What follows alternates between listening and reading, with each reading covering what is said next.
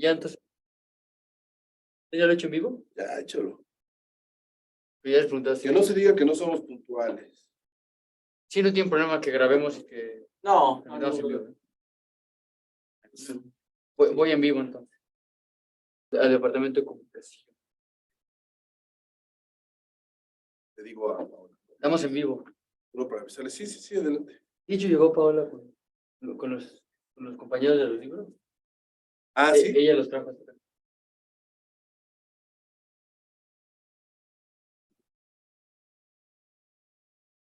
¿Y también no quieres que bajen un poco?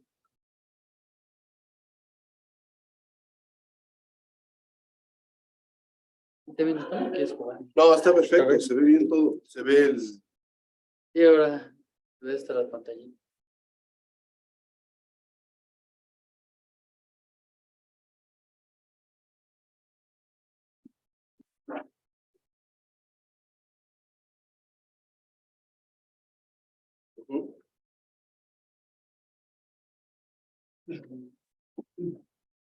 ¿Cómo es tu nombre? Ana Laura Pérez. Ana Laura. Y Ana Laura es también compañera de ellos, de la UAM. Mucho gusto. Pablito. ¿El agua? Entonces, ¿ustedes a qué profes recuerdan de la UAM? A ver, díganme.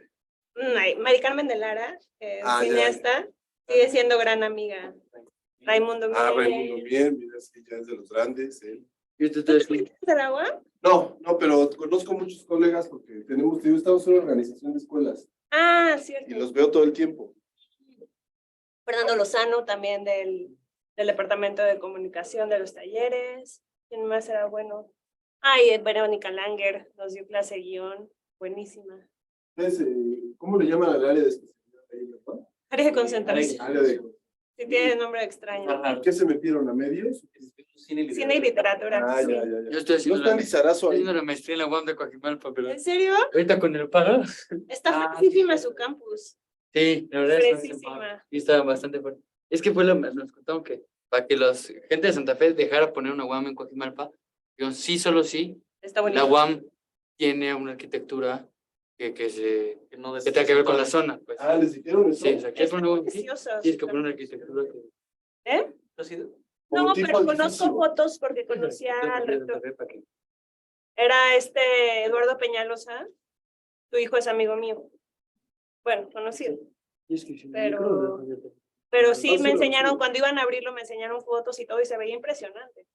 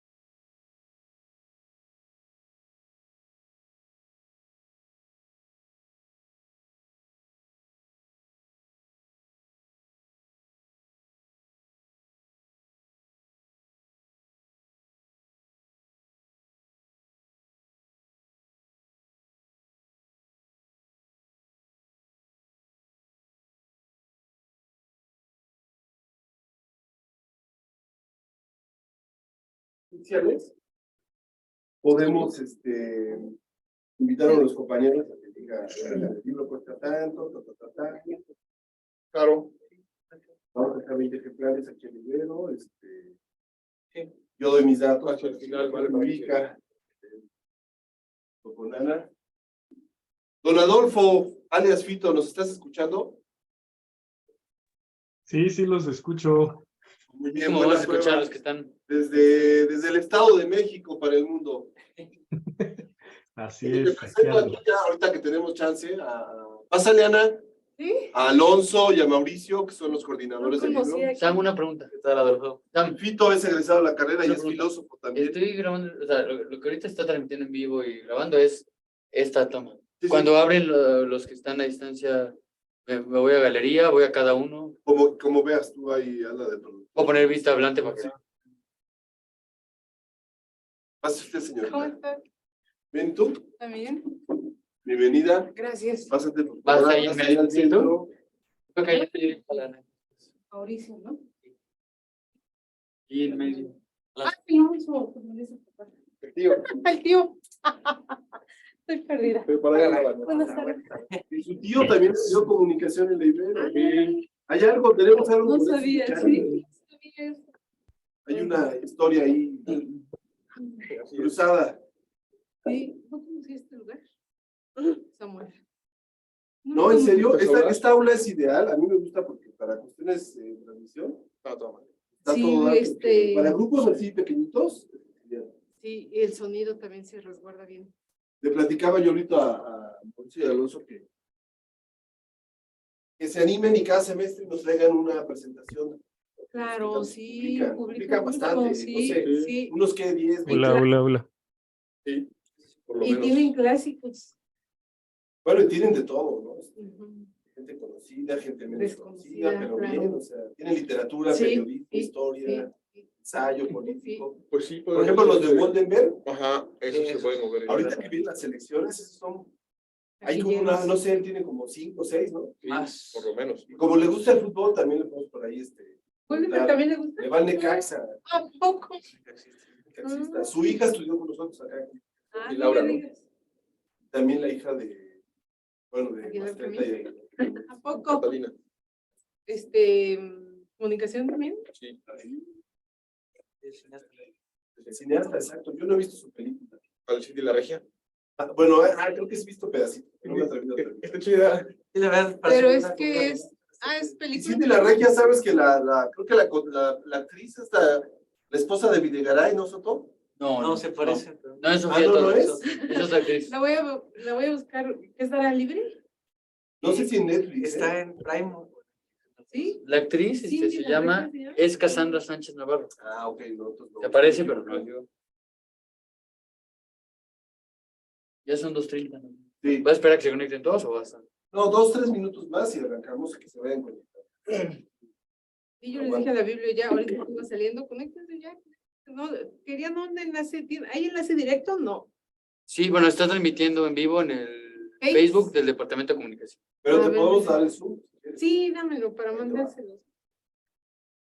Vengo de otro, de Verumen, de Polanco y la arquitectura de Polanco. Sí, vi, ¿qué tal, Sí, también, sí, bueno. Otro migrante. No me digas, uno más. Uno más. Qué tragedia. Sí, caray. Uy, El papá está enfermo, ¿no? dicen que está enfermo. No, es que yo trabajo en noticias. No, Sí. que no se muera. Bueno, ya es un señor de que... Oye, Soto, ¿le puedes mostrar? Ay, no, sí. ¿Qué? Ya está. Se le ve bien. Mándale este WhatsApp no que se se ve. mandé a Ana. Por favorito. O sea, tiene... Mira, no vamos a hacer 80 mucho, ya, creo que mero. eso está bien. El aire acondicionado está bien para ustedes, Sí. sienten calor. No, está bien. ¿Está bien? Tampoco hay aire. Yo siento calorcito, pero igual ahorita porque tengo Así está perfecto. Ya lo tienes en tu WhatsApp, Ana. Gracias. Entonces, ajá, ok. Sí. ¿Quieres estar ahí, Sam, o prefieres del otro lado para que No, puedas yo ahorita verlo? me voy a mover. Ahorita de Sí, porque si quieres verlo en pantalla. de la circunstancia. Dejamos ahí el banner o lo Como quiera. ¿Cómo se ve ahí, Soto? Ah, pues así se ve. No, pero ¿cómo lo ves tú? Le habían puesto atrás de Que este lado, tape más pero bien del lado izquierdo. ¿qué prefieren ustedes? Es que ¿Que tape sabes que este se ve lado? oscuro si lo pasamos de este lado. Se ve la pantalla. Creo que ahí se ve mejor. Sí. ¿Ahí está bien? Hey. Vale. Igual también está la imagen en la pantalla. Ya estamos, ¿verdad, mi amigo? Venga, pues ya. Yo creo que sí, en lo que se van conectando nuestros comentaristas, invitados. Ya está aquí puntualmente el señor Pito. No podemos. Arrancar, ¿no? Ah, Entonces, qué bonito. Yo empiezo, sí. Tenemos ya la grabación, ¿verdad? Ya estamos en vivo y grabando. Dale. Bueno, pues vamos a empezar. Muy buenas tardes a todos, a las personas que están conectadas por Facebook o aquí en Zoom. Les enviamos un cordial saludo. Mi nombre es José Samuel Martínez López y junto con Ana Cristina Santos Pérez de la Biblioteca Francisco Javier Clavijero, les damos una cordial bienvenida a este académico. El año pasado tuvimos la visita de Alonso Pérez Day y de Mauricio García, que vinieron platicándonos de un proyecto que tenían de publicar un libro sobre, en el marco del Mundial de Qatar 2022, un libro que rescatara textos clásicos que se han escrito y publicado sobre la selección mexicana, y ellos se acercaron a la Universidad Iberoamericana porque estaban buscando material fotográfico para ilustrar el libro.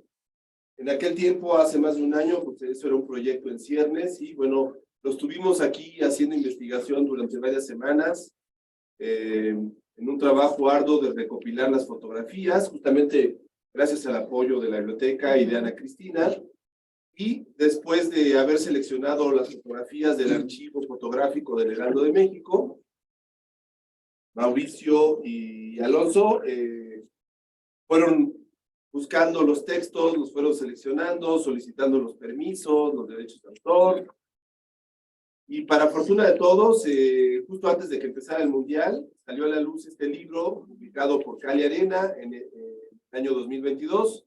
Este libro que fue presentado en la Feria del Libro de Guadalajara y en otros lugares, en otras ferias importantes.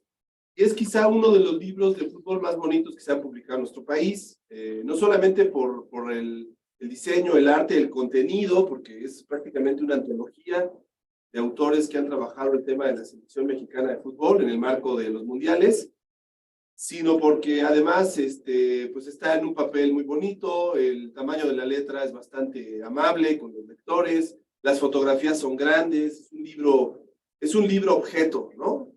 Es un libro para tener ahí, para todos los que les gusta el fútbol, o los estudios de ciencias sociales, o el México de los 70s, bueno, no solo de los 70, sino en general, o los símbolos nacionales. Este libro pues es un gozo tenerlo. Afortunadamente, justamente porque tuvimos una colaboración con Alonso y Mauricio, que agradecemos mucho. Ellos nos están ofreciendo ahorita en descuento el libro. Oficialmente el libro tiene un costo de 500 pesos en las diferentes librerías que hay, en línea y en papel. Pero justamente aquí, por esta presentación y por el vínculo que tenemos con ellos a través de este proyecto, están ofreciendo un costo de 400 pesos. Este libro es de edición limitada. Nos van a dejar aquí en la Universidad Iberoamericana 20 ejemplares.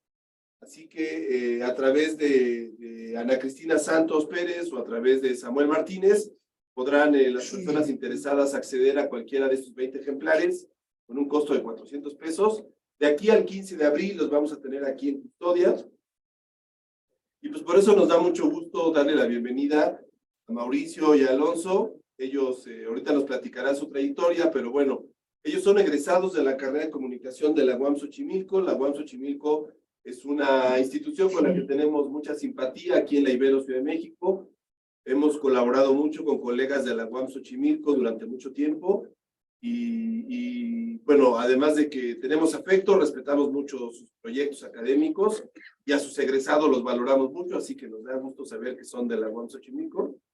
Y bueno, pues nos acompaña, como ya dije, la doctora Ana Cristina Santos Pérez, que ella, además de colaborar apoyando con las fotografías, ella es autora de uno de los capítulos del libro Y lo que vamos a hacer en esta presentación es primero cederle la palabra a Alonso y a Mauricio para que ellos nos platiquen un poco de su trayectoria primero, para que la gente los identifique, porque por ejemplo sabemos que Alonso ha publicado otras cosas de literatura, de periodismo, Mauricio también, y bueno, que nos platiquen un poco de su trayectoria y después que entremos en materia del libro, después de que ustedes nos platiquen del libro, le daremos la palabra a Cristina y después a los colegas que invitamos para que nos hicieran comentarios a través de Zoom. Así que muchachos, muchas gracias por acompañarnos, felicidades por el libro, hicieron un trabajo en muy poco tiempo de muy alta calidad. No hay prácticamente, ni los libros de autores tan conocidos como Villoro tienen esta calidad, ¿no? Así que, bueno, eso se agradece. Muchas gracias, bienvenidos. Adelante, Alonso. Pues muchas gracias por tus palabras, Samuel. Estamos muy agradecidos con ustedes y con la Universidad Iberoamericana por la colaboración que tuvimos desde el principio y que permitió hacer este libro, que es de fotografías y de textos alusivos al fútbol mexicano en su faceta de selección.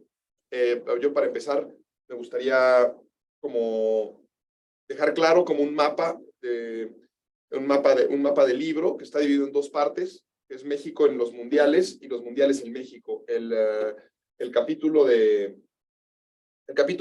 México en los mundiales se llama A pesar de la derrota, y el capítulo de los mundiales en México se llama Tribuna de Sol. Por eso también Samuel decía que el México de los 70, porque claramente estaba bastante enfocado en el mundial de 1970, en el mundial femenil de 1971, también en México en el del 86, y bueno, queda la posibilidad de que a lo mejor lo agrandemos con ahora el mundial que viene acá en México, Estados Unidos y Canadá.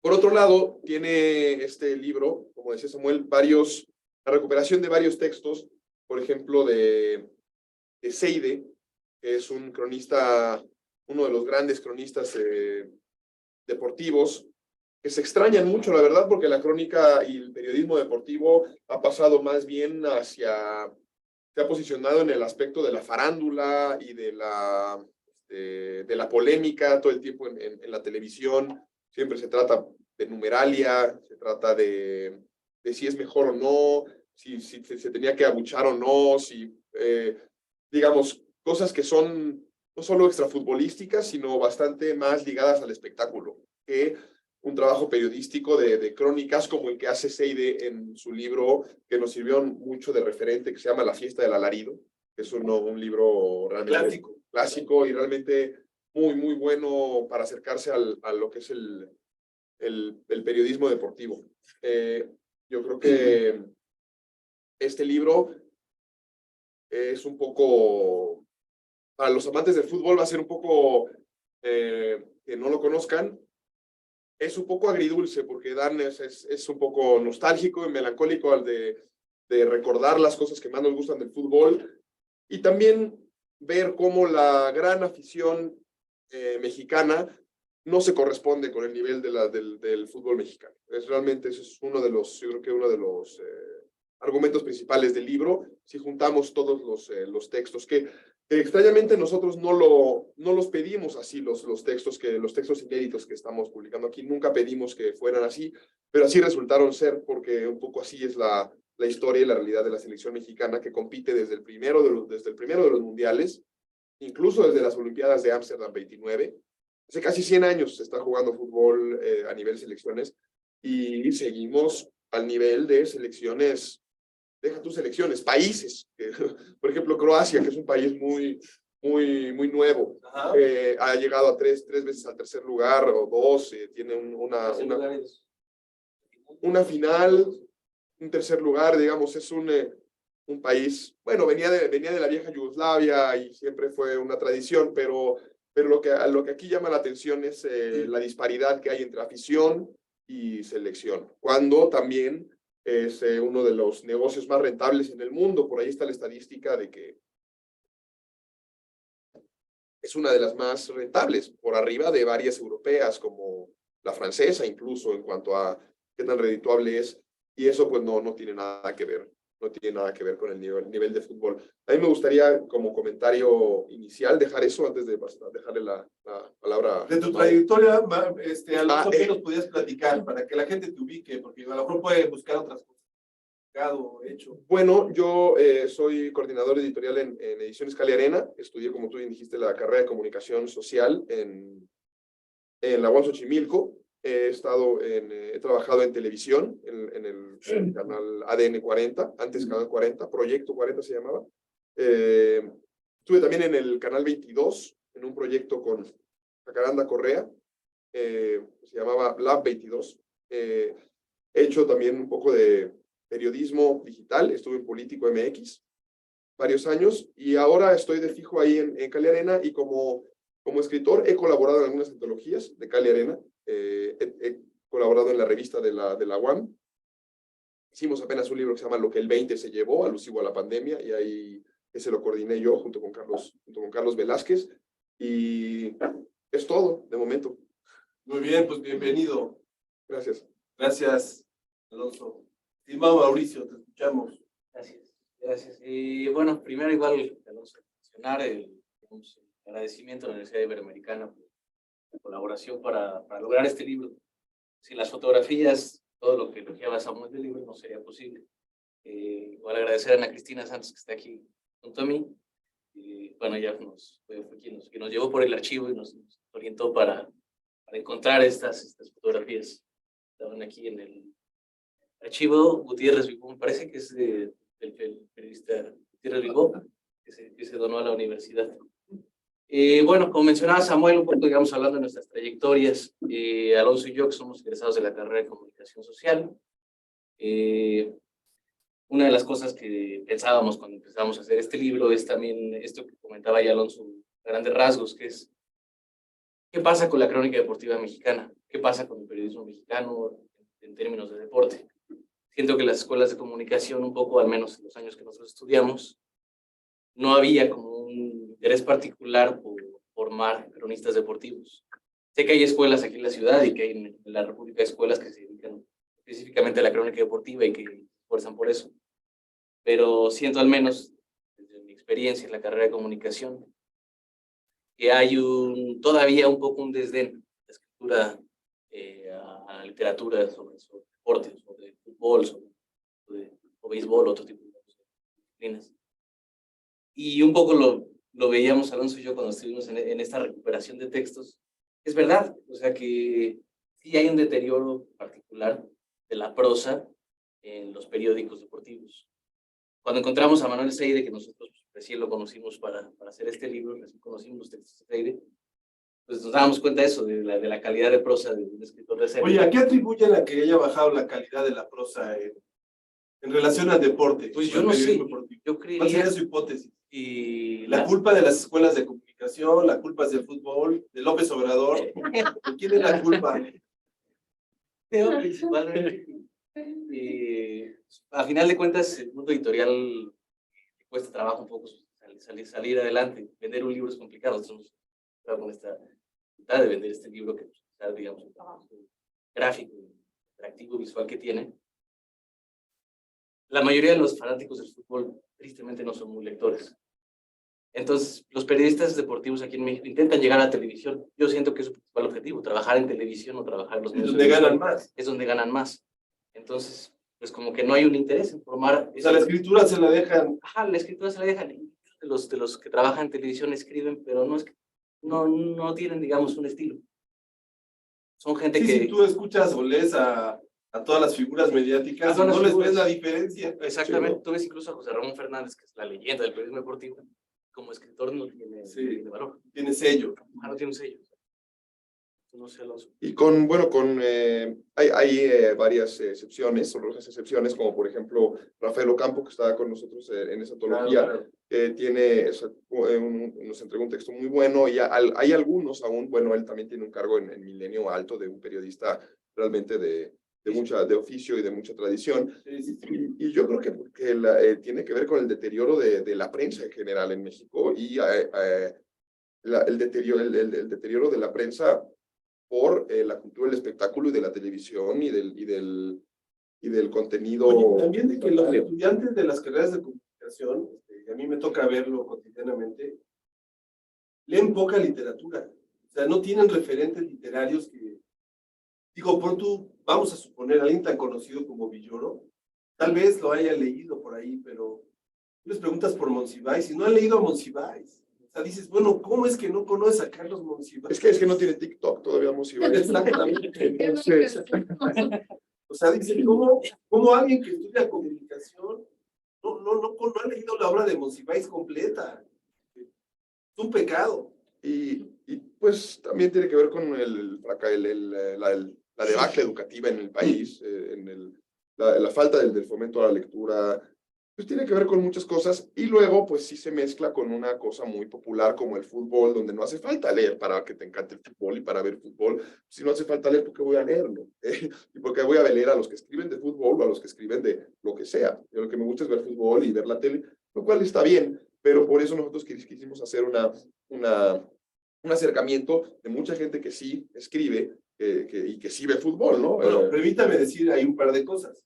Primero, este libro es muy valioso, justamente, creo yo, además del cuidado editorial y demás, del contenido, porque rompe el esquema del inmediatismo.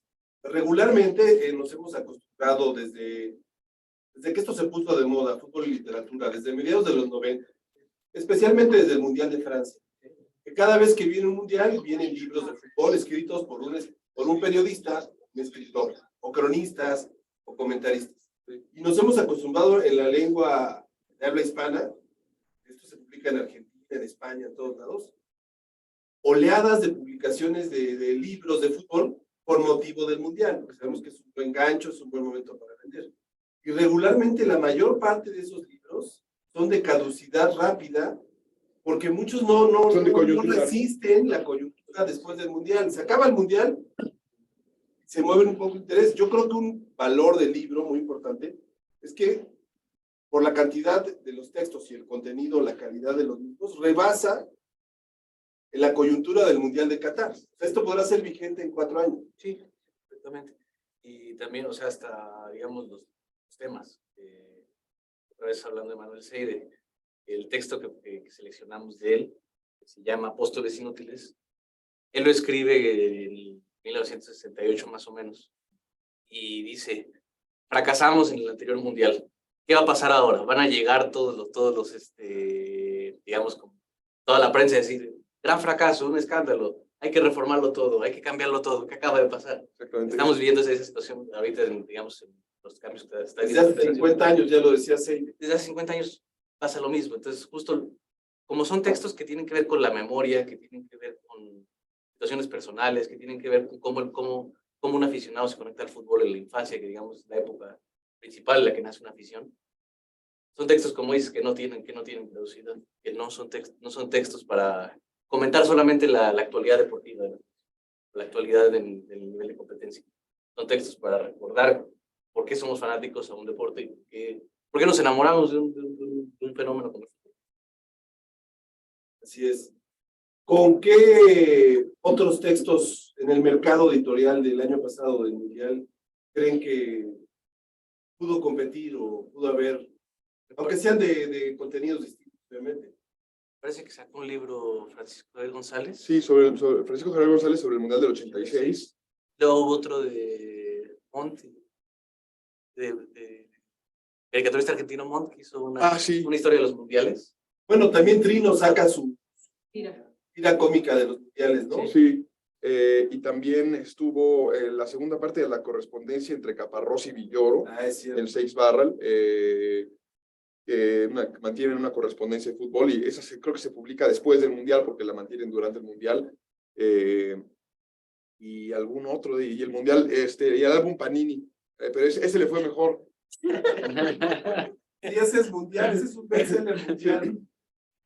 Algo curioso que el álbum Panini, justo estamos en la investigación de la parte iconográfica, el primero surge en la 1970, que también es un mundial muy característico, porque es un mundial en que empieza Adidas el patrocinador oficial, llega Panini y llega la Coca-Cola. Los tres grandes. Ajá, los tres grandes patrocinadores que hicieron crecer el espectáculo, que le dieron esa proyección para llegar a lo que conocemos ahora como el mundo. y que realmente también ya terminó, se cierra el ciclo en Qatar, porque ahora ya se hace en 3 países, con 48 equipos. Digamos, como que ya se acabó el formato ese de que empieza con Adidas, Coca-Cola, Panini, en el México 70, se cierra un ciclo ahí en Qatar. Sí, estamos entrando en una nueva época después de Qatar, después de la orgía de Qatar.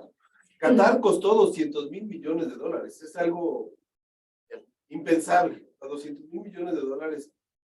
Se calcula que los Juegos Olímpicos de 68 costaron 200 millones. 200.000 millones, sí. O sea, es una bestialidad de dinero lo que tiraron para hacer publicidad. Pero bueno, ya tendremos ocasión de dialogar sobre eso, sobre el impacto de Qatar. Pero bueno, eso es un punto muy favorable de este libro que esperemos, aunque sea como objeto de arte, como libro objeto, corra a su tiempo, ¿no? Sí. Vaya encontrando esos lectores preciosistas que buscan estos materiales. Publicados en México de fútbol, que a duras penas se publican, no hay nada de esta calidad. Tal vez lo más cercano sean cosas que hace otra egresada de la carrera de comunicación, que es Deborah Holtz, ¿sí lo ubican? La que tiene los libros sobre lucha libre, box. Sí, creo que sí. ¿Cómo se llama la editorial? Holtz. Una que tiene textos sobre Tijuana. ¿Trilce? Es Trilce, exactamente, es de Trilce. Y tiene Que es un formato parecido. parecido. Este, Hizo un libro con Omar Millán. que yo me enteré, no sé si sabían que Deborah Holtz fue esposa de Juan Villoro. Ya salió el del chisme. El chiste. Fue esposa. Bueno, los proyectos editoriales son de ese estilo, ¿no? Y son objetos lentos que se siguen vendiendo, que se venden bien. Así que las personas que nos están escuchando, de veras, anímense, este libro lo deben de tener en su casa. Continúa, Mauricio, por favor. Bueno, más bien a ustedes ceder la palabra a Cristina, que colaboró con nosotros, que nos ayudó en gran manera con el acervo fotográfico. Y bueno, que nos cuentes tu texto del acervo, de cómo llegó el acervo aquí a la universidad. También, digamos, es una labor muy importante de las universidades, la conservación de la memoria gráfica de un país. Y que, pues... Sí, antes de hablar de eso, voy a romper el esquema del discurso y a confirmarlo, porque en efecto, dice, para los amantes del fútbol, no, falso de toda falsedad, y por eso vale la pena el libro, porque no necesariamente hay que gustar del fútbol. Y la anécdota que me ha pasado desde el 2016, de que empecé a trabajar con estos materiales, es que me encuentro así a personas o alumnos, ¿no? En la escuela o personas, ¿no? Maestra, ¿a usted que le gusta el fútbol? Ay, ¿qué crees que no? O sea, si vamos a preguntar de algún equipo o campeonato, no tengo la más remota idea. ¿Cuál ha sido mi pasión? Precisamente la foto, ¿no? Y a partir de eso, bueno, en efecto, este fondo fotográfico, digamos que es como mi hermanito, porque llegamos en el mismo momento a la Ibero. Yo entré el 1 de febrero y el archivo llegó el 20 y tantos de febrero, ¿no? O sea, a finales de febrero. Y rápidamente, bueno, yo le comenté a Tere Matabuena, directora de la Biblioteca Esquina. Apoyado. No, pues ha sido como la... Constructora. Sí, de integrar muchos materiales, porque no más tenemos este fondo, sino muchas otras cosas que ya después platicaremos, ¿no? El fondo de Mariana Yampolsky y otros archivos y objetos, libros antiguos, muchas cosas que hay en la biblioteca y que poco a poco se van difundiendo. Pero entonces, en ese momento cuando llegó, ella sacó el fondo, porque ya lo tenían más o menos organizado o identificado, sacó el movimiento estudiantil del 68. Entonces, pues yo me pegué con ella para decirle, yo quiero revisar también esa foto, ¿no? Y sacamos ahí, ella coordinó un libro de Botono, que es el movimiento, Botono se llama el movimiento estudiantil del 68 a través de la lente del Heraldo de México. Y luego fueron saliendo Que por cierto, el libro del Botono lo presentaremos en 15 días o 3 semanas. No, ese es el del movimiento. Ahora ya, voy a pues. contar la anécdota del otro libro rápidamente. Ok, de veras, porque Sí, salió el segundo. Salió el segundo porque Tere entonces en ese momento tenía muchas otras cosas. Entonces me dice, ayúdame con este libro. Yo sentí un pavor. Y yo dije, yo nunca he hecho esto, bueno, voy a ver cómo hizo el duotono y voy a hacerlo así. Pues seguía al pie de la letra la misión, que Manifestación Jugada, que es el de las Olimpiadas del 68, es hermano gemelo del duotono hasta en, Y ese salió el año en el pasado, estilo, ¿no? el Sí, 2022. sí. Que Pero es el salió, que vamos a presentar aquí sí, en 3 semanas. pero salió igualito porque yo tenía mucho miedo de, ¿no? De Está mover muy bien algo. a tono porque ahora que el Comité Olímpico Internacional nos hizo la noticia de que va a aceptar atletas rusos para competir, Pero si sin la bandera, Sin la ¿no? bandera. A los atletas como tal. Y está Ese generando era mucha polémica. Ese es un poco el objeto de estas fotos, o sea, de mi afición, ¿no? De meter y de tener este fondo de sección de México 70 y un poco lo que pasó con la manifestación jugada, porque no podemos desvincularlo de esta cuestión histórico-política, social, ¿no? El contexto. Y a los amantes del fútbol, pues el libro está padrísimo porque además de que trae textos clásicos, trae muchas fotografías. Está totalmente vestido, adornado de fotografías. Pero ¿cuál es la cuestión? ¿Qué vemos en las fotografías? ¿No? Más allá de, no sé, el arqueo, sí, la chilena, más allá de eso, ¿qué es lo que nos están diciendo las fotografías? Pero sobre todo en esta parte, el importante papel que hizo el Heraldo de México en aquella época, que surge en 1965 y es apadrinado por Díaz Ordaz. Entonces, esa es la trayectoria del diario, de un corte totalmente oficialista. Vamos a, este señor, el dueño, que ahorita voy a... Poblano, empresario. Poblano, sí, él, siempre se me olvida su nombre, pero es tan conocido. Pero él, aquí, pues es Gabriel Alarcón. Nada más y nada menos que Gabriel Alarcón, él es el que funda el diario, apadrinado de Díaz Ordaz. Y entonces es de los primeros, si no el primero, en meter imprentas de color, mucha imagen al diario.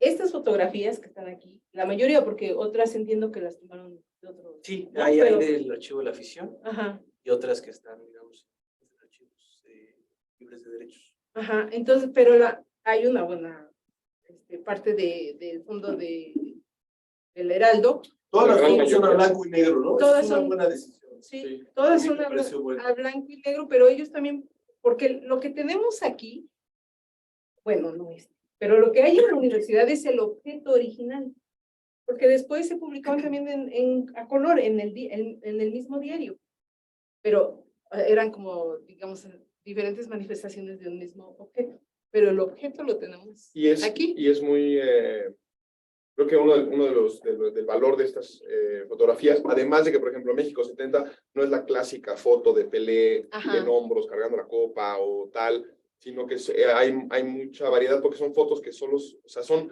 inéditas, excepto por el día en el que se publicaron del periódico. O sea, solo ese día salieron. Exacto. Y a partir de ahí se volvieron a guardar y a olvidar hasta que gracias a María Cristina, Ana Cristina, perdón, Ana Cristina, pues las tuvimos acceso a ellas y hicimos la selección y las... ¿Cuántas fotos incluyeron? Sí, yo creo que eran más de 120. El encargado de las fotos. Sí. Más de 100. Sí, eran muchos. Ahora, déjenme comentarles esto que es muy importante, cómo llegó aquí el archivo. Tere Matabuena en una entrevista de El Universal comenta aquí, ¿no?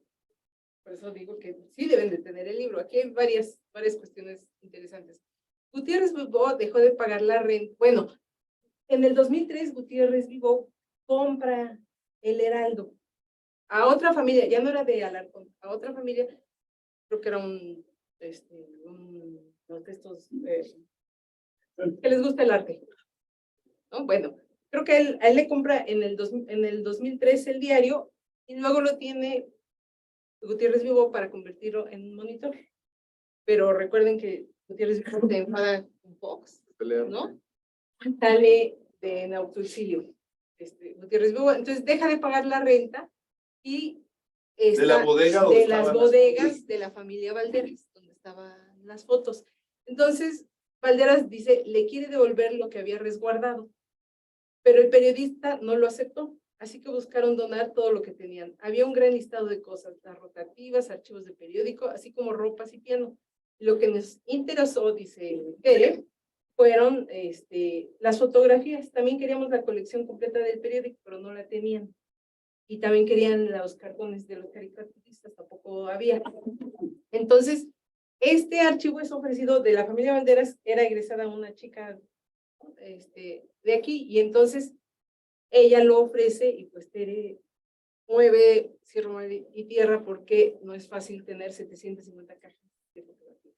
40,000 fotos. Es una cosa enorme. Y seguimos, bueno, entonces me dice, pues, organízalo, sí, lo revisé.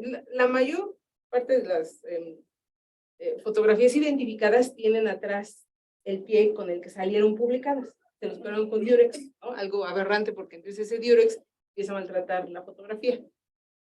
Pero otras, muchas, la gran mayoría, esta tanda es de 4,000 fotografías que ya están catalogadas. Resultó que vino un grupo de chicas inglesas emocionadísimas porque están haciendo un documental del femenil 71. Y entonces se enteran de que aquí está este archivo y llegaron el año pasado. Estaban encantadas porque nosotros tenemos el femenil 71. Buscando y sacando estas fotografías salió otro tanto, yo creo que son otras 4,000 del México 71. O sea, 70. otras fotos que no habían. No habían salido en las primeras cajas. Buscando el 71, Salen todas esas. más de esta De estas. parte. Entonces, ahora viene como la segunda edición de... Sí, no, es una cosa tremenda de fotografías. Entonces, bueno, en resumen, lo que quiero decir con esto es que la fotografía, bueno, es un objeto de información, ¿no? Importantísimo, más allá de que si nos guste o no el tema en sí del fútbol, pero todo lo que se construye a su alrededor, pues para todos los comunicólogos de ciencias sociales, investigadores, ¿no? Todo esto es información ahí a la mano. Y sí, yo también estuve muy sorprendida, no esperaba yo que el libro fuera de esta calidad, no pensé, no sé, pensaba yo en otra cosa, más bien no me lo imaginaba, y sobre todo también no pensaba yo que fueran a traer artículos clásicos. Cuando vi a Carlos Monsiváis dije, ¿qué? ¿O de dónde le sacaron? Y además quedó junto al mío, así que eso está muy bien. Se pega algo. Sí, se pega algo, aunque sea, ¿no? Así como de intramundos, ¿no? Entonces, es un magnífico ejemplar, en efecto, y el papel, pues, no se diga. Entonces, pues, muchas felicidades, y pues hay mucho Sí. que investigar, Hay indagar. que difundirlo lo más que se pueda. La parte 2. Sí. Muchas gracias por estas anécdotas, Ana. Vamos a darle la palabra aquí al primero de nuestros comentaristas, que es Adolfo, el buen Fito. Hola, hola. ¿Cómo estás, Fito? Bien, ¿y tú, Samuel? ¿Qué tal? Muchas gracias por acompañarnos. Platícanos qué texto te gustó leer, y platícanos de ese texto para las personas que nos están viendo y escuchando. Pues mira, había varios, ¿no? Entre ellos Monsiváis, y pues elegí el segundo de J.M. Servín. Y pues me gustó porque una de las cosas es como, justamente habla como esta cuestión que se ha estado abandonando. Él habla, hay una parte donde habla sobre la forma de narrar, ¿no? Debo confesar que yo no soy tan aficionado del fútbol. Sin embargo, porque es lo que todo el mundo se espera, ¿no? Como que en la casa te enseñan fútbol, en mi casa no, mi papá era como más de deportes extremos. Sin embargo, en la secundaria, y fue bien chistoso porque no fue el maestro de deportes, sino no fue el maestro de educación física, sino el de soldadura y forja. Me dijo que yo era un buen defensa, ¿no? Porque me había visto jugar ahí con los compañeros. Y me dijo, eres muy buen defensa, le quitas la pelota y la lanzas, ¿no? Yo a eso me dedicaba, ¿no? Me metían a jugar y yo eso hacía, ¿no? Y y pues obviamente llegamos a competir, perdimos todos los partidos porque pues nuestro profesor no era muy bueno como técnico, ni tenía ninguna estrategia. Y también otra cosa que me llamó la atención del relato de J.M. Servín fue como esta idea de la familia jerarquizada, ¿no? Y fue como empezar a entender cosas, ¿no? Me recordó a otra de sus novelas que se llama Nada que perdonar, ¿no? Donde empieza a narrar como toda esta cuestión del México que se quedó como en el pasado, ¿no? Donde todo era permitido y cómo estaba estructurado cuando se iban a ver el mundial me parece que fue del 60 híjole, se me fue la fecha ahorita. Cuando estaba 66, Nacho, 61. 66, cuando estaba Nacho Calderón de portero y empieza a narrar 5 copas. sí, y empieza a narrar cómo se organizaba su familia y estaba como todo jerarquizado, ¿no? Las hermanas y la esposa estaban como calladas, los hombres viendo el fútbol, ¿no? Que era el único lugar donde podían como limar asperezas.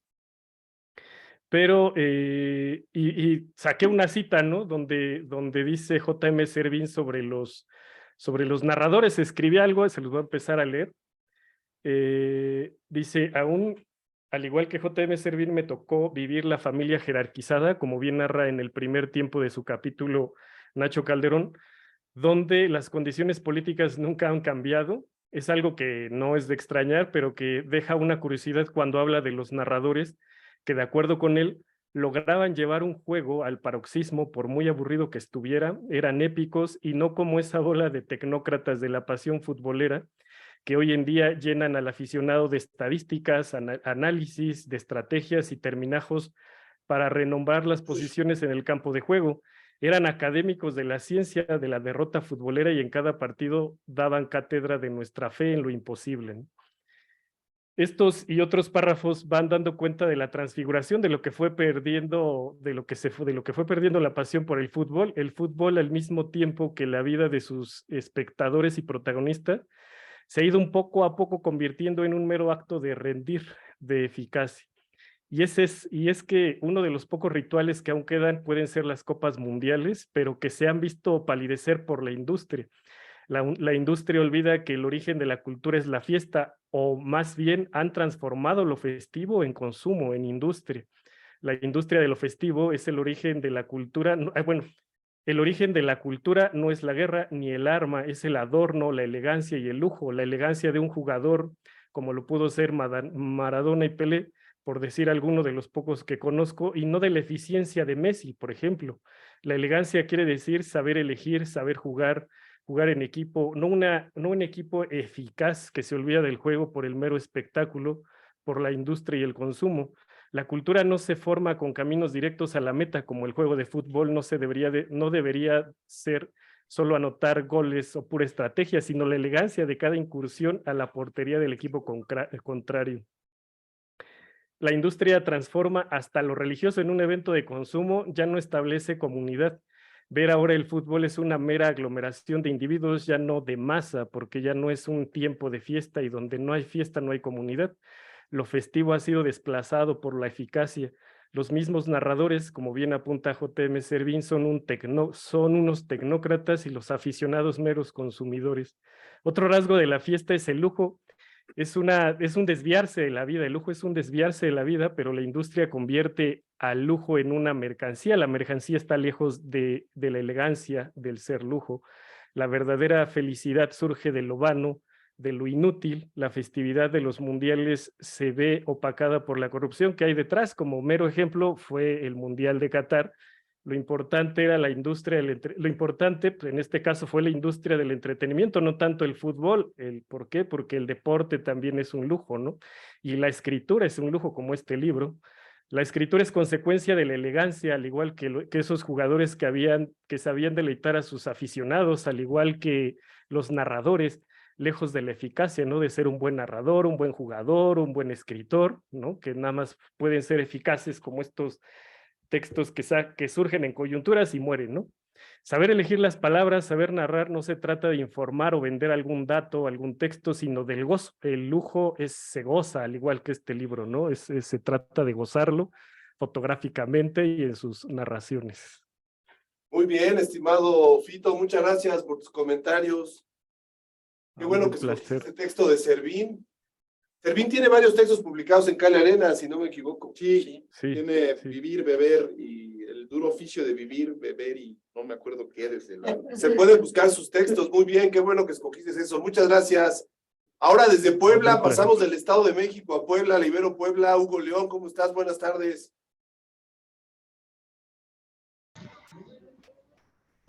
Hola, hola a todos, buenas tardes, espero que me escuchen bien. Te escuchamos Aquí, bien. aquí estamos en la mismísima Ibero Puebla, aquí andamos. Bien, Samuel, pues yo elegí un par de textos, sobre todo para congraciarme con los dos autores. Me explico. El primero es el de Luis Miguel Aguilar, que se llama Pelé, una conferencia de prensa. Y en esa parte del libro, en ese texto, Luis Miguel se hace esta pregunta que es, creo, más ahora con los recientes hechos, que es muy válida, ¿no? ¿Cuál fue el mejor de Pelé en una Copa Mundial? En una Copa del Mundo. Entonces él mismo responde y dice que probablemente el mejor gol de Pelé haya sido el primero, o uno de los primeros que metió, el que metió en la final de Suecia en 58. Seguramente muchos de los presentes lo han visto, donde hace este sombrerito en el corazón del área a un defensa sueco y después mete el gol de volea. Pero a partir de ahí empieza a ser una reflexión sobre la trayectoria de Pelé en los otros mundiales, que ciertamente no fue la más brillante, sobre todo en Chile y en Inglaterra. En Chile, porque bueno, todos lo sabemos, salió lesionado en la primera fase y tuvo que sustituirlo a Marildo. Y luego en 66, que también, ¿no? Estaba esta estrategia de, como se decía, como decían los antiguos periodistas, de coserlo a patadas, y lo hizo el equipo portugués y tampoco pudo trascender en esa Copa del Mundo, ni él ni Brasil. Pero luego llegó 1970, donde fue, digamos, el culmen de la carrera de Edson Arantes. Y aquí Luis Miguel hace una reflexión que a mí me parece muy interesante y por eso yo decía al inicio que me quiero unir, que me quiero congraciar con él en esta idea de que el mejor gol de Pelé en una Copa del Mundo no fue gol. Hace esta descripción, Luis Miguel, de la jugada en la semifinal contra Uruguay, en el Estadio Jalisco, cuando le hace un traje de torero al portero Mazurkiewicz, que es una genialidad, creo yo, de las mejores del siglo XX, a mi entender. Y todos recordamos esa acción.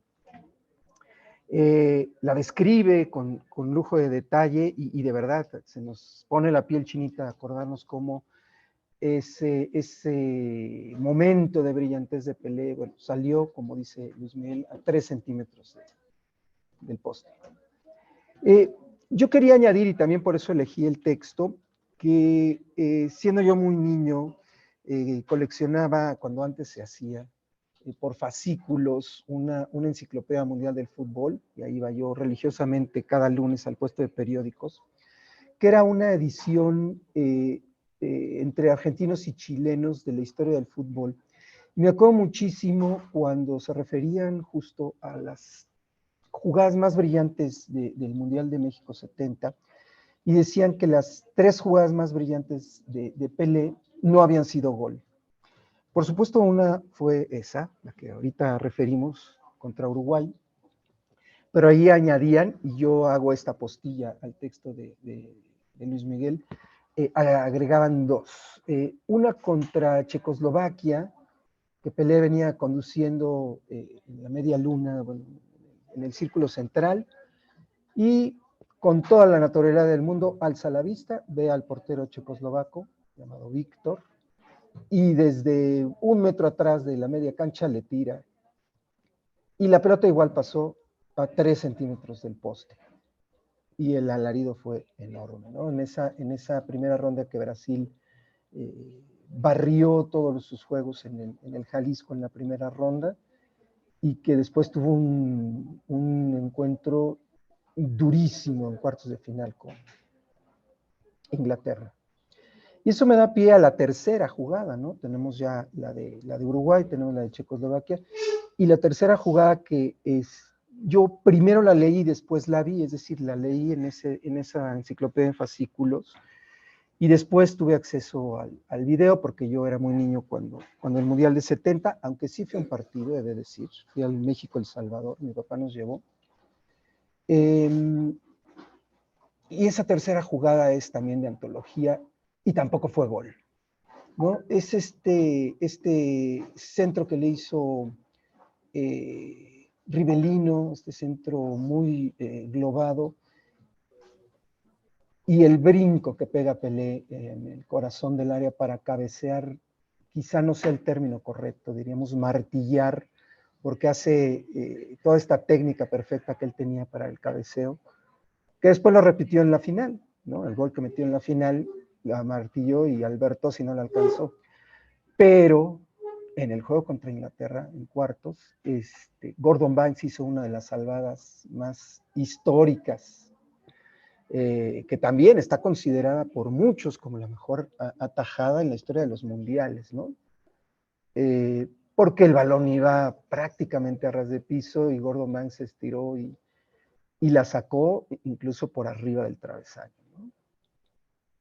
Enormes jugadas, enormes pinceladas las tres, y creo que eso nos revela la riqueza de este texto, ¿no? Ahorita yo que le estaba contando estas jugadas, nada más de acordarme, se me enchinaba la piel de cuando las vi por primera vez yo como niño, y de que ahora, gracias a YouTube, de repente uno regresa a las mejores jugadas de Pelé, de Cruyff y de los que ustedes me digan. Y nos genera esa emoción y esta sensación. Pero bueno, al final del día creo que el texto detona esta necesidad de regresar a mirar los grandes highlights, los grandes momentos de esas copas que están acá relatadas de manera muy variopinta, y eso me parece que es la riqueza del libro, ¿no? Desde nuestras primeras torpes incursiones, hablando de selección mexicana en los primeros mundiales, hasta lo que vivimos en los 2 mundiales de México, ¿no? Cerraría yo, si me permiten, brevemente con el otro de los textos que yo había elegido, que es el de Sergio Zurita, porque además, pues igual, hay una parte donde él dice, cuando fue a ver el famosísimo Argentina-Inglaterra en el Estadio Azteca, ¿no? Con todo este contexto recién resuelto, no de muy buena manera, por supuesto, de las Malvinas y esta gran rivalidad. Y dice Sergio Zurita, todos los mexicanos le iban a Argentina, todos excepto yo, por supuesto. Maradona, el mejor jugador del mundo, me caí en los huevos. Sick. Y se me hacía una gatada apoyar a Argentina para que la Copa se quede en América. Bueno, yo le digo a Sergio,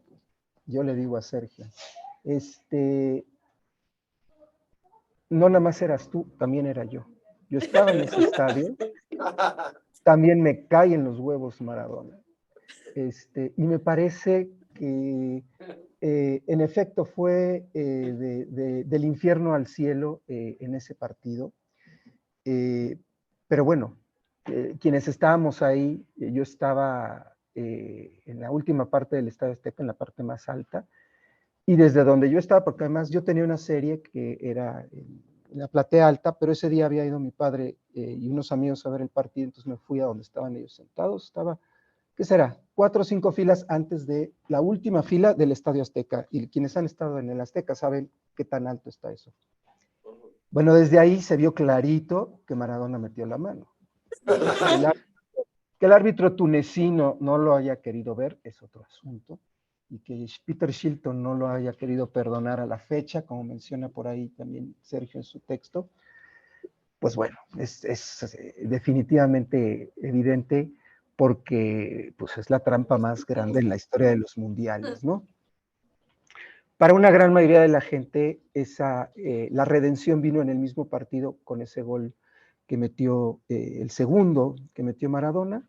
Yo respeto la opinión de muchos, para mí no es el mejor gol en la historia de los mundiales, pero bueno, me parece que sí es un gol de una alta calidad técnica, aprovechando la enorme y torpísima cintura de Terry Butcher, que bueno, hasta yo le metería un quiebre, ¿no? Pero bueno, al final del día el relato vale, el relato es sabroso, es rico, y al final del día, más allá de posturas, de filias y fobias, que bueno, los años nos han enseñado. Imagínense, yo tengo centenares de alumnos, imagínense cuántos alumnos tengo que le van al Madrid y lo que eso me genera en mi hígado. Pero bueno, hay que aprender a lidiar con los hijos de Franco, pero bueno. Tristemente, muchas gracias, Hugo, muy, muy interesante su lectura. Gracias por el espacio, Samuel. Nos vemos pronto. No, de nada. Saludos hasta Puebla, a toda la gente de Ibero Gracias. Puebla.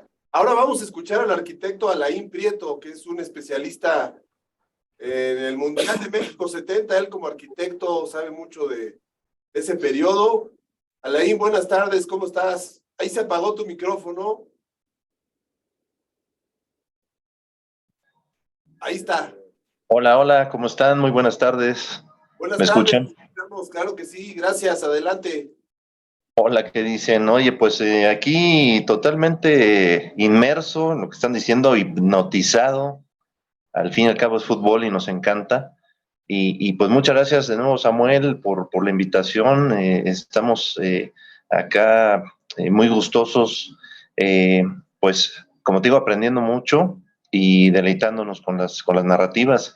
Voy a tomar el comentario de Hugo de hace un momentito y me uno, yo no le iba a Argentina de ninguna manera. Y ahorita lo vamos a conectar con este tema que él comentaba. Por supuesto, cuando entras a John Barnes y da ese centro maravilloso y que remata Gary Lineker y vuelve la esperanza de los que no estamos argentinizados, pues realmente yo apreciaba el fútbol a esa edad, sobre todo a los 14 años. Y precisamente lo veo por televisión aquel partido, ¿no? Pero decía Hugo, una de las trampas o la trampa más grande que ha habido en la historia de los mundiales. Y aquí vamos a saltar al texto que, bueno, me permití, pues primero, Samuel, pues gracias, me metes al minuto 90 más 1 en cambio por Marion Reimers, pues admiradísima mía, y pues no sé, digo, imagínate la sensación y el pánico escénico, ¿no? De pronto, pues veo los textos, veo que es un libro muy bonito, con una portada interesantísima que creí reconocer hace ratito. Por ahí decía nuestra amiga, la licenciada Santos, que pues es de la biblioteca de Gutiérrez Vivó, y bueno, la fototeca de Gutiérrez Vivó, y pues reconozco esa foto, estoy seguro que la vi en algún momento dado, ¿no? ¿Cómo no reconocer esa espalda con el logo de México 70 de un aficionado? Y bueno, pues de pronto digo, ¿a quién leo? Porque no me alcanzaba el tiempo para mucho, me di una vueltecita por los textos, y pues me fui con Juan Villoro. Creo que fue una lección natural. De alguna manera quería ver de qué trataba, qué traía, en fin. Veo que los textos, a pesar de que son cortos en extensión, son enormes en memoria, y me gusta esta parte mucho, ¿no? Ya entrando a la temática como tal, porque, bueno, una de las peores trampas también en los mundiales, que siempre la repudio y la critico y la fustigo, y bueno, nunca me acabo de decir, pues fue la de Luis Suárez, ¿no? En aquel Ghana-Uruguay. Creo que esa sí fue monumental, igual que la de la mano aquella.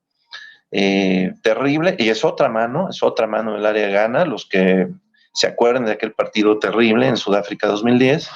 Es una mano descarada, es la mano del tramposo, es la mano pues espontáneo, el que no entiende las reglas del fútbol, aunque se le aprecie y se le aplauda a Suárez. Yo, la verdad es que me parece terriblemente, pues como persona, como jugador, quizá lo pueda valorar en un momento dado, ¿no? Pero vamos a eso, porque esa mano se deriva en un penalti, pues lo meten los de Ghana, lo repite el árbitro, o sea, es el mismo árbitro tunecino de haber sido de México 86, yo creo, y dice, va de nuevo, porque se movieron o se metieron, ¿no? Lo tira de nuevo, lo falla y dice el árbitro, perfecto, ya no se repite más, cuando en realidad hay de nueva cuenta invasión del área. Entonces yo creo que con eso, y todavía para colmo de males, y muy en el estilo Maradona, el señor Suárez va para el túnel de los expulsados, se entera que ya cantan como fallado el penalti y brinca con una alegría tremenda, ¿no? Pero bueno, ¿por qué vamos aquí? Porque, y gracias Hugo por eso, vamos a un texto, creo que el de Juan, con esa capacidad que tiene de detalle, de análisis, de calidad y claridad narrativa, pues me llama mucho la atención porque por ahí él tiene un programa que es el de Discutamos México, ¿no? Entonces esto sucede el Día del Niño de hace 13 años, ¿no? Ya vamos para cumplir 13 años con ese Día del Niño del año 2010. Entonces él narra cómo son invitados que la Femex Food sí les permite acercarse pues a las concentraciones. Y él te dice luego que las concentraciones protegen, pero también agobian, ¿no? Las concentraciones de la selección nacional, ¿no? Que siempre ha sido una cosa, pues, que rayan en lo irreal, ¿no? En un momento dado.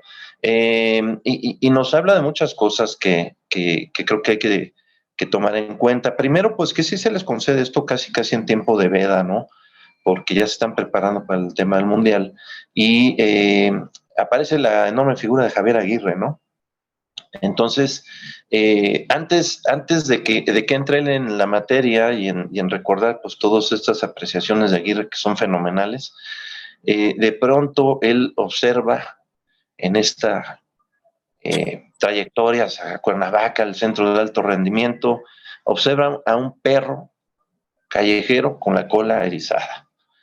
Entonces, yo digo, bueno, esa imagen, vamos a decir, un poquito pintoresca del trayecto para allá, y también aprecia que hay un pueblecito pobre donde se ven luces amarillas, contrasta enormemente pues con este paraíso, como él también comenta, artificial, en que se meten a los señores de la selección nacional, y cómo esta situación donde hace una descripción también muy arquitectónica, ¿verdad?, la hace Juan, y dice que pues, están las instalaciones de primera, ¿no? Las canchas color menta, te habla de una serie de cosas muy coloridas, y cómo es un centro turístico, ¿no? En su magnitud, incluso hay una zona para familiares, hay una serie de cosas que me llaman mucho la atención, porque yo nunca he estado en el centro de alto rendimiento. Alguna vez estuve en la Femex Food Toluca, echamos una cascarita, y bueno, me quiero imaginar que esto es como 5 veces, 10 veces más importante. Y bueno, que está construido para el triunfo, ¿no? Para que tú te contagies de ese espíritu ganador. Y bueno, pues él tiene la oportunidad de estar ahí en una mesa donde aparece Roberto Gómez Junco y aparece Javier Aguirre, y cita él pues todas estas apreciaciones que tiene Aguirre, que son muy ricas. Y qué bueno, y escuché esta excelente presentación donde nos hablaban de que cuando los mundiales vienen todo el mundo se aloca y publica y produce literatura futbolística, ¿no? Y gracias, porque fútbol está sin acento, muchas gracias. Aborrezco en los textos ese acento inútil completamente. Buen punto Sí, ese, señor. Gracias, y lo veo en muchos textos, pero ese acento está de más, ¿verdad? Hay que tener cuidado con esos anglicismos que ya están totalmente pues adoptados por nosotros, ¿no? Ya son voces evidentemente mexicanizadas, españolizadas, pero por favor, sin acento fútbol, yo se lo quito en todas las oportunidades que edito, que escribo. Entonces, bueno, Me interesa muchísimo lo de Juan porque dice, no somos los salvadores de la patria, así se llama el texto. Y de pronto ya cuando vas leyendo encuentras de repente que sí dice Javier Aguirre en aquella entrevista monumental, dice no somos o no son héroes estos muchachos, después de hacer un recorrido que empieza por Sudáfrica precisamente y las presiones y demás que están ahí involucradas y empieza a hablar de la psicología y de todo y dice los muchachos jugadores futbolistas, ya había acontecido el campeonato aquel monumental de la sub-17 en 2005, obviamente, y dice, no son héroes ni son mártires de la patria. Entonces, sí, yo creo que en esta deidificación que se hace de la gente que se involucra en el fútbol o que tiene el éxito futbolero, pues entran todos estos conceptos de Aguirre, que son vigentes hoy. O sea, si el libro salió en octubre del año pasado, tú lo lees y es lo mismo ahorita, ¿no? O sea, son las mismas situaciones. Dice muy bien Juan, el técnico tiene que ser un vendedor de ilusiones, tiene que ser un gestor de la esperanza, tiene que ser un motivador de la autoestima nacional. O sea, todo eso, además de dedicarse al fútbol, además de preocuparse por los resultados, además de no ser un fracaso, ¿no? Que vendas el proyecto y que te saques a patadas a los 3 partidos, como dice Aguirre por ahí, ¿no? Entonces, dice muy claramente el Vasco, si ganaba la selección, las tortillas sabían más sabrosas. Si teníamos un momento de descalabro en Guadalajara, ni tocaba el mariachi, ni hacían jarritos de tlaquepaque, ¿no? Entonces, son una serie de cosas muy, muy coloridas que rescata aquí Juan y que tiene esa mentalidad además, ¿no? Y gracias otra vez a este tema que se incluye en este libro, que me parece genial, por favor, volvamos a los torneos largos. Entonces, algo que cita él y que dice que muchos han estado de acuerdo. También, o sea, se va ahora sí que a él le gustaba, ¿no? En la cancha, irse a los tobillos, irse al contrario. Pero aquí se va fuerte contra la cuestión de los directivos, ¿no? También habla que están en otra situación, de repente ellos, y no miden estas situaciones de controversia y de que también hay una ilusión ahí colgada de la gente, ¿no? Habla muy bien de esta parte Aguirre, de cuando llega Menotti, ¿no? Y se le da otro carisma a la selección nacional. Pero pues por supuesto, ¿no? Con el anheladísimo quinto partido que jamás parece llegar. Pero sí tiene estos temas técnicos, tácticos, físicos, psicológicos, que él dice que pues ahí está todo el fútbol incluido, y es lo que decía mi profe del Atlante, exactamente en esos 4 puntos está. Y hay una serie de cuestiones ahí que él revisa y repasa, imagínense, hace 13 años, ¿no? Entonces, como les digo, creo la lectura en gran parte de lo que nos trae Juan y lo que rescata de Javier es esto, ¿no? Lo que decía Miguel España también, que está citado, ¿no? Dice, quieren que juguemos como leones y nos tratan como ratones. Entonces, se va mucho al tema de los gremios y del sindicato de futbolistas, cosa que creo que años después se empezó a manifestar de una manera más sólida y que eso le da al jugador muchas garantías. Si queremos rendimiento, para eso se hizo el centro a lo que acude Juan en aquella tarde o mañana de hace 13 años, pues también hay que tratar a la gente como debe ser y tenemos que tener futbolistas que consigan una regularidad, que consigan una seguridad laboral también y no se cambien, como dice por ahí, se retiran a los 13 equipos, no se retiran a los 20 años, se retiran a los 13 equipos y además con una carga familiar importante, ¿no? Entonces, es creo que muy sensato el enfoque de Javier, muy humano, y pues habiendo vivido en las canchas, y gracias también el tema de Hugo, ¿no? Porque está fantástico eso del mejor gol de los mundiales, perdón, pero en ese mismo mundial del 86, donde Javier Aguirre participa, es aquel gol de Manuel Negrete monumental, ¿no? Entonces, creo que por ahí tenemos que aterrizar muchas cosas. Bendito el fútbol, de verdad, sobre todo. También comentaba Fritz, ¿no? Cuidado, que no se tecnocratice. Estoy completamente de acuerdo, por favor, que siga siendo bello, que siga siendo inventivo, creativo, maravilloso, que nos tenga con la baba de fuera y a ver si todavía seguimos ilusionados, ¿no? Muchas gracias, Alaí, por tus palabras y por tu No, colaboración hombre, en señor. la presentación. Muy Un gusto. amable, saludos. Gracias. Muchísimas gracias, un abrazo a todos y gracias por creer en este deporte hermoso. Gracias. Ahora vamos a escuchar a Eduardo López, periodista deportivo del diario AS México. Eduardo, ¿cómo estás? Lalo, buenas tardes. Buenas tardes, Samuel. Buenas tardes a todos. Un saludo desde las entrañas de un medio deportivo del diario AS aquí en México, la sucursal del diario español en México. Y me gustaría iniciar mi pequeño comentario con, sin dejar pasar la importancia de que un libro como estos, un libro de no ficción en fútbol, sea editado y publicado en un país como México, en el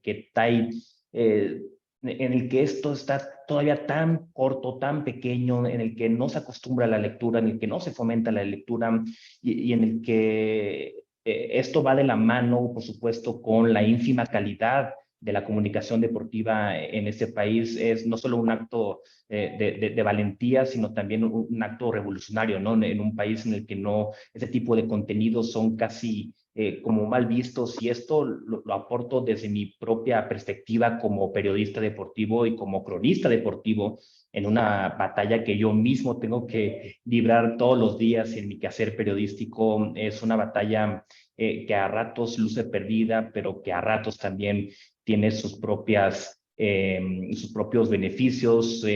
Yo quisiera hablar también desde mi punto de vista como cronista deportivo, que tengo que ganarme todos los días el sustento a partir de escribir de fútbol, escribir sobre básquetbol, escribir sobre deporte mismo y sobre todas las entregas que conlleva este deporte. Yo valoro muchísimo que este tipo de proyectos vean luz en este país, en medio de una cruzada que la gente que escribe sobre fútbol en este país lleva consigo todos los días.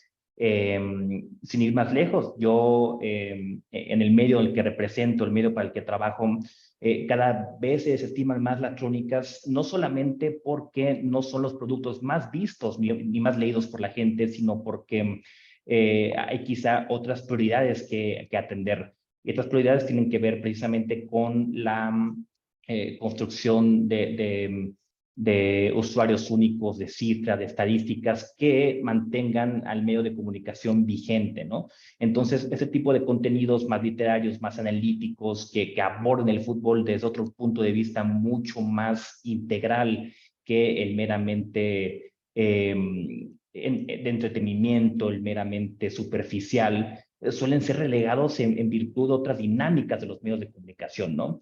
Entonces, yo por mi parte, como cronista deportivo, que yo me encargo de cronicar, de escribir las crónicas de la selección mexicana de fútbol desde 2016, y tengo, creo yo, he forjado a lo largo de estos años un estilo propio imitado en la redacción de AS en España y en otras redacciones ya en este país, pero que en los últimos años quizá ha ido en decrecimiento a partir, por supuesto, de las vastas necesidades que tiene un medio de comunicación. Y entonces encuentro inmensamente valorable un esfuerzo como este, y ojalá sigan haciéndose esfuerzos de literatura, de ficción y no ficción en relación al fútbol y al deporte en este país. Y al respecto también, ya hablando ya en materia de lo que significa este libro, yo me puse a revisar el segundo texto de J.M. Servín, llamado Nacho Coladerón, que trata más bien de un recuerdo que hace el narrador del partido entre Italia y México en el Mundial de México 70, ese partido inefable para la selección mexicana, 4-1 en Toluca, una de las grandes derrotas que ha marcado a la selección mexicana de fútbol y que ha marcado quizá la psique de la afición mexicana como una afición acostumbrada históricamente a la derrota. Y la reflexión que me deja ese texto es que ya va en torno a su final, a su cierre, en la cual entra el padre de quien narra el texto y le dice, aguántese, que México siempre juega así, siempre pierde. Y esto me lleva a reflexionar de que nos lleva a reflexionar un recuerdo de un país que más allá de que ha cambiado mucho respecto a lo que era en el año del 70, que no es precisamente ya, no se parece mucho, al menos políticamente, al país de ese entonces. Quizá hoy en día en las formas esenciales el país no ha cambiado mucho a lo que era en el 70, ¿no? Es un país que, más allá que se ha cambiado en muchas cosas, quizá no lo ha hecho en lo realmente esencial, ¿no? Es un país que históricamente pierde, es un país que se resigna históricamente con la derrota y que parece no aprender de ellas. Y esta reflexión quizá vaya mucho más, no solamente al ámbito deportivo y futbolístico, sino a muchas otras aristas de la vida pública, ¿no? Esto me lleva un poco a establecer paralelismos entre el México del 70 y el México actual. ¿Qué tanto hemos cambiado, no? ¿Qué tanto hemos cambiado como país? ¿Qué tanto estamos dispuestos a aceptar las derrotas, no solo las futbolísticas y deportivas, sino las derrotas sociales, las derrotas políticas, las derrotas de nuestras conquistas sociales que quizá en algunos sentidos vayan en retroceso en años recientes? Es la reflexión que me deja este texto de Servino, que realmente México siempre juega así, México siempre pierde, o realmente hay alguna esperanza para cambiar esta dinámica en la que estamos inmersos como país desde hace décadas, ¿no? Y esto también se lleva no solamente al ámbito político, al cual hago una pequeña referencia, sino también al mismo ámbito político-deportivo. Y se puede ver, por supuesto, en los cambios recientes que ha habido, o no cambios, mejor dicho, en la Federación Mexicana de Fútbol a partir de la eliminación temprana en el Mundial de Qatar 2022, cambios realmente cosméticos, de pantomima, cambios que no modifican lo estructural en el fútbol mexicano.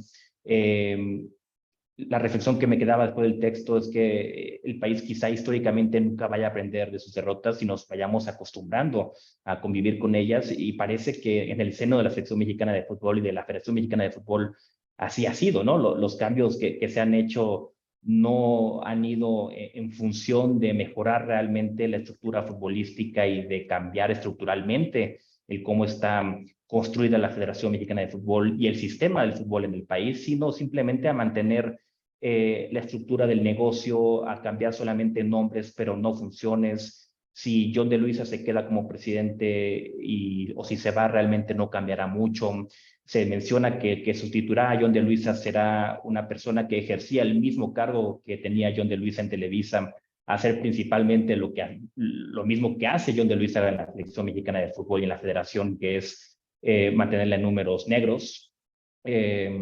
Cambios sustanciales debajo de la estructura de John de Luisa pues no ha habido, se mantienen directivos como Jaime Ordiales, se mantiene la misma estructura de selecciones nacionales, y encima de eso se añadió una burocracia todavía mayor a esa estructura. Encima de Jaime Ordiales, el director deportivo de la Selección Mexicana de Fútbol, ahora hay un director de la Comisión de Selecciones Nacionales que está bajo el mando de una persona que históricamente no ha tenido grandes éxitos en el fútbol mexicano, como es Rodrigo Ares de Parga. Entonces, esa me queda un poco la reflexión sobre el texto de Servín, sobre un país que acepta la derrota, que no aprende de ellas, y que eso no solamente sucede en el campo de juego, sino que sigue pasando hoy en día, no solamente en lo deportivo, sino que en varias aristas de la vida pública en este país.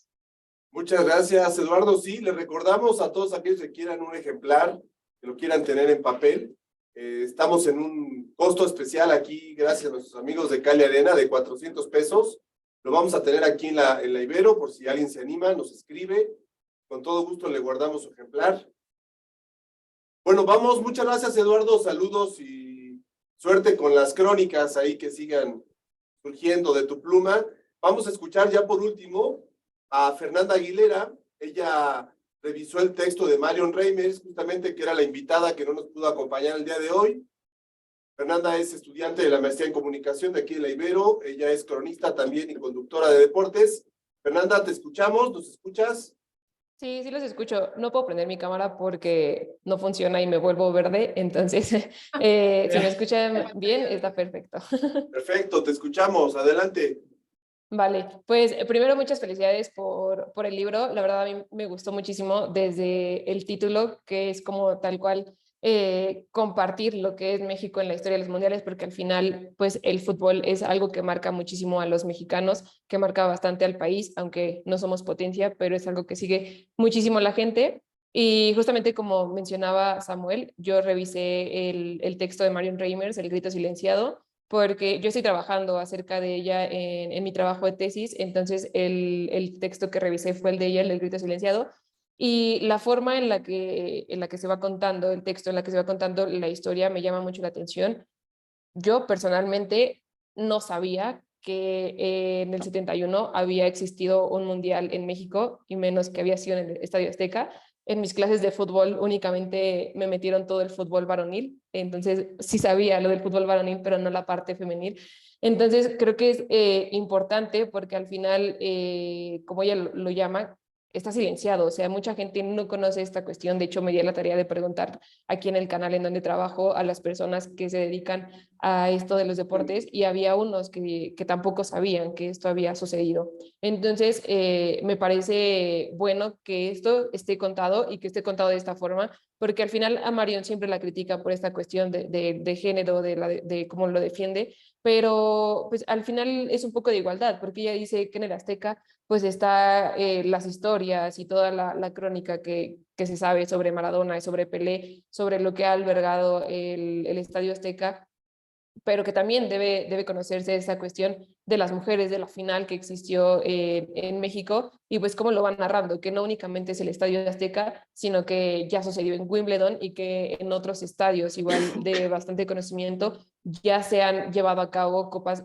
mundiales femeninas, y que ya ha existido un fútbol femenil de esta forma. Entonces, creo que es bastante bueno que eso esté plasmado, y más en un texto que está hablando como del México en los mundiales. Entonces, plasmarlo de esta forma, que no solo sea varonil, sino que también exista la parte femenil, creo que me parece muy, muy interesante. Y pues la cuestión de cómo lo va narrando Reimers, y los otros textos no los leí al 100%, solo fui leyendo como los títulos, y también me llamaba la atención el de Valdano, sobre todo pues por la cuestión que él ha escrito siempre sobre el fútbol, y también que le da como otro giro a las historias, que no únicamente son como narraciones, sino que mete historias de vida y un poco de imaginación. Entonces esa cuestión también está bastante padre. Y pues nada, o sea, al final muchísimas felicidades, y qué bueno que está esto plasmado en el libro. Ahí dile a tus colegas que si quieren un ejemplar, aquí nos pueden escribir, 400 pesitos. Hay que apoyar este libro para que circule y se difunda. Muchas gracias, Fernanda. Gracias a ustedes. Bueno, no sé, aquí ya tenemos a un lector que leyó este libro hace tiempo, que es Israel Velázquez. No sé si quiera comentar algo. Le activas a Israel. Ya estás, Israel, ahí. Hola, Sam, muy buenas tardes, muy buenas tardes a todos. Pues simplemente felicitar a todos los colaboradores y quienes formaron parte de este libro. Sí, como bien dice Sam, la verdad es que yo compré el libro sin tener idea de que estuviera involucrada la Ibero o la biblioteca de la Ibero, pero me pareció un libro extraordinario. De verdad que los materiales, tanto los textos como las fotografías, me parecieron únicos. Sinceramente, yo no materiales, como bien menciona, y quiero platicarles nada más que uno de los textos, precisamente el de Nacho Coladerón, me tocó aquella ocasión leerlo en una cafetería cerca del estadio de la Bombonera de aquí de Toluca, y se me hizo un ejercicio padrísimo porque por la manera en que va narrando el propio texto, yo me iba imaginando lo que pasaba en el estadio hace 53 años aquí cerca de donde me encontraba en ese momento, y fue una experiencia que me encantó, como poderme imaginar o acercar al Mundial de México 70, que precisamente siento que pues bueno, por lo mismo de que ha pasado el tiempo, hay ya como muy poca oportunidad para mí de platicar con gente o de tener acercamiento a lo que ocurrió en este mundial. Y la verdad es que este libro me permitió como conocer y disfrutar un poco de lo que ocurrió en este Mundial de México 70. Y la verdad, de verdad, no es que lo esté, no porque me lo digas o porque lo hayas dicho, Sam, pero de verdad es un libro que yo he recomendado muchísimo y a mí me encantó. Se ha vuelto de verdad uno de mis libros favoritos con relación al fútbol. Muchísimas felicidades y muchísimas gracias por la invitación también, Sam. Gracias, Israel. Te mandamos un saludo hasta Toluca. Pues ¿De con quién- esto... ¿De quién es tu chamarra que llevo toda la conferencia? ¿De qué equipo es? Atlético de Madrid. Ah, no. Lo sabía, arriba los rayos. Dije, pero azul, qué raro que sea azul, pero arriba los rayos. Es edición especial. Gracias, Isra. Pues cerremos, le regresamos la palabra aquí al panel. Después de haber escuchado esta cascada de comentarios y reflexiones. Pues muchas gracias por sus comentarios a Don Fritz, a Hugo León, a Israel, a Fer Aguilera, a todos los demás que nos acompañaron acá. Gracias por acercarse al libro, por acercarse a la literatura, al fútbol desde la literatura, a Cali Arena. Nos da mucho gusto que se hayan sacado los textos. No sé, yo no estuve de acuerdo con Hugo. Yo creo que Maradona sí fue el mejor gol del mundo. Acá afuera ya hay unos argentinos muy enojados. Tú porque estás allá, tú muy tranquilo. Pero bueno, simplemente darles las gracias y también nuevamente de nuevo a Ana Cristina y a Samuel por la invitación, y este libro no sería posible sin ustedes, y la Ibero. Y felicidades. Y ya si nos siguen dejando el acceso a los acervos, les traeremos más libros. Claro que sí. ¿Quieres comentar algo para cerrar, Mauricio, Ana? A ver. Bueno, primero Ana. Bueno, yo nada más de los acervos, sí, agradecer mucho a los colegas de acervos históricos, del área de acervos históricos de la el apoyo. Y al área de tecnologías, porque ellos digitalizaron, ¿te acuerdas? Hay que manifestar que fue técnicamente es complicado. Muy complicado porque además de la digitalización, que no teníamos una parte, pero no toda, entonces hicieron esta chamba, pero también la gestión de los derechos es bien complicada. Bueno, estábamos a nada de quedarnos fuera del libro, pero sí, creo que, bueno, fueron las vacaciones de verano, ¿no? O de diciembre. Semana Santa. Ah, fíjate, pues las vacaciones todavía, porque legalmente el vicerrector es el apoderado, vamos a decir, entonces él estaba mandando ese mensaje ya estando en vacaciones. Entonces sí fue un trabajo de insistir y chambear, pero en equipo, ¿no? La biblioteca en equipo pues ha trabajado todo esto y pues qué bueno que salió este ejemplar. Y yo nada más para decir, qué bueno que les guste tanto el fútbol, se aprende muchísimo, pero no nada más es para los apasionados del fútbol, ¿no? El estudioso de las ciencias sociales, de la historia, de la gráfica, aquí encuentra una fuente muy rica. Muy rica. Ya. Venga, Mauricio, cerramos. Vamos, pues muchas gracias, como mencionaba Alonso, muchas gracias a todos por los comentarios. Da mucho gusto escuchar esto, que haya lectura del libro, que haya un análisis de textos, que haya un gusto por eso, por recorrer estas páginas y a las que le dedicamos mucho cariño y mucho trabajo. Y bueno, esperemos justamente que la literatura sobre fútbol, pues, no sé si crezca, pero al menos que ese nicho se mantenga. Y que la escritura relacionada al deporte tenga, digamos, siempre sus lectores. Muchas gracias, Mauricio, nuevamente a Cali Arena por el apoyo para esta presentación, a la biblioteca, a todos los comentaristas, muchas gracias, les haremos llegar su constancia por su participación. Les mandamos un saludo hasta donde se encuentran allá en sus diferentes ciudades, y pues un abrazo y ayúdenos a difundir el libro. Acá les guardamos su ejemplar, 400 pesitos, quien lo quiera, y que siga viviendo larga vida al fútbol y a la literatura. Un abrazo, gracias. Hasta luego, gracias. Hasta luego. Adiós.